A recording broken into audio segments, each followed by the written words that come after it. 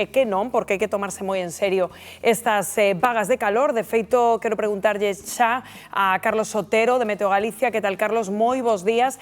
Que situación imos a ter dende o punto de vista pois do termómetro nestas vindeiras horas, porque creo que imos ter temperaturas extremas en moitos puntos do país, non? Sí, efectivamente, é unha xornada na que, o igual que ocurría onte, temos o anticiclón ao norte, nordés, por momentos forte no litoral norte, pero é unha configuración que intensifica a chegada de aire cálido a Galicia, e unha configuración que traerá unha tarde de temperaturas moi elevadas en xeral na comunidade, especialmente elevadas nos lugares habituais, no Val do Miño. En Ourense, por exemplo, podemos superar os 39 graus, temos un aviso laranxa por temperaturas extremas nesa zona.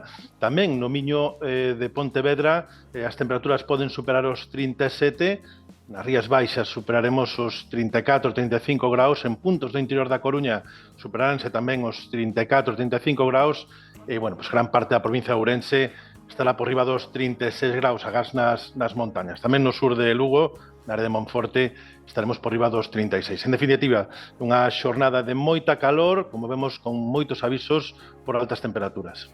Sí, este mapa que nos estás ensinando non pode ser máis elocuente.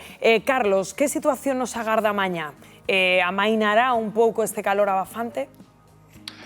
Pois mañá mantense a masa de aire cálido sobre Galicia, pero vai ocurrir unha cousa que ocorre de forma habitual cando temos xornadas consecutivas con ventos do nordés. É habitual tamén en verán que, bueno, pues ese vento do nordés retira retira a laminiña de auga máis cálida das rías, deixa enfría o mar. Por outra banda, temos esa masa de aire cálido. Este contraste favorece que se formen néboas.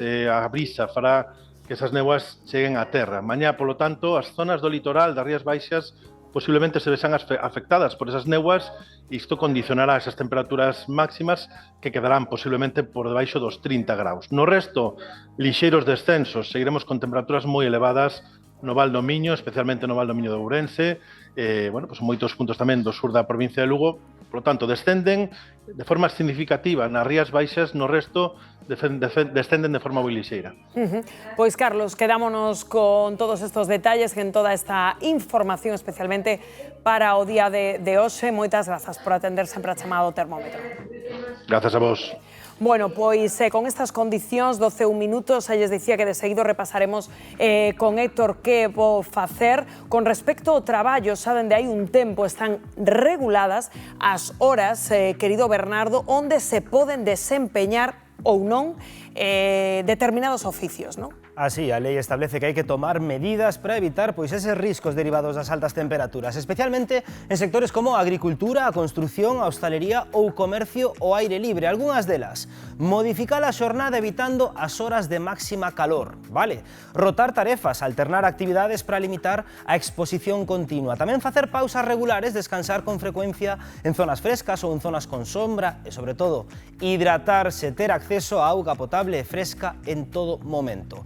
Facilitar a protección por parte das empresas aos traballadores con roupa axeitada, sombreiros, lentes ou crema solar, e deben formar e informar sobre os riscos aos traballadores. Non existe unha temperatura a partir da que se proíba traballar ao aire libre. Agora ben, cando os servizos oficiais de meteoroloxía emiten alertas laranxas ou alertas vermellas e as medidas non garantan a seguridade dos traballadores, as empresas poden suspender temporalmente as actividades ao aire libre. Se non cumpren coa normativa, poden ser sancionadas. En casos graves, as multas poden ir dos 2.500 aos 50.000 euros ou superar o 1.000.000 de euros nos casos moi graves. Hoxe vai calor, xa o notarían, especialmente na provincia de Ourense. Imos ilustrar isto que contamos. Fátima, estás en Coles cun profesional da construción, pero aínda non está listo porque está montando andamio.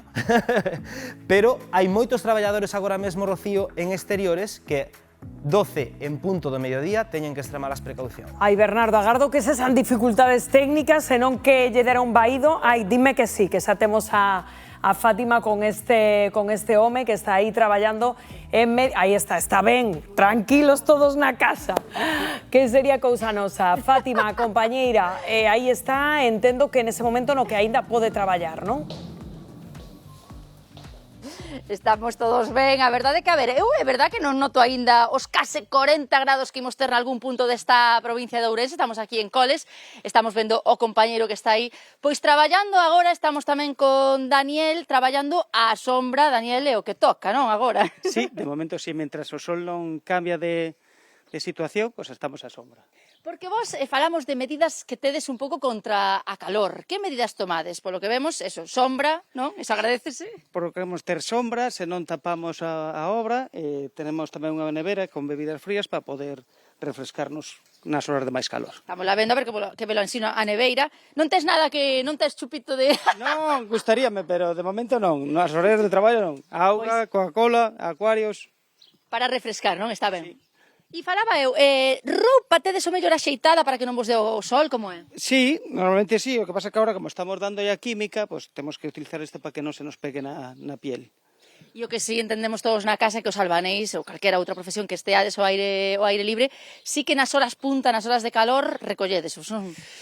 A veces sí, outra vez cubrimos e mollamos os plásticos para poder refrescar e baixar a temperatura, porque a masa é o que nos dice o tempo de traballo. E influe moito a temperatura, o calor no que utilizades, nos produtos que utilizades tamén? Sí, neste caso sí, como facemos imitación de pedra, pues temos que esperar, senón deshidratasenos a masa, entonces temos que darlle rápido e baixar a temperatura para que non se nos vaya. Que curioso, non é o mesmo facer unha casa en Ourense, por exemplo, que facela ao mellor en Mondoñedo? Bueno, sí, en todos os sitios temos o mesmo. Tamén o material hai no de verão e de inverno, entonces o de inverno ten máis vida útil, este ten máis que o de inverno, e o de inverno ten menos. Bueno, pois nada, que imos despedir, compañeros, que fai calor. Voulle dar a un poquinho de auga. Graciñas, Daniel. A ti. Ahora tendes calor, que comenzastes a conexión dicindo non vai tanto este optimismo dos nosos reporteiros. Bueno, non hai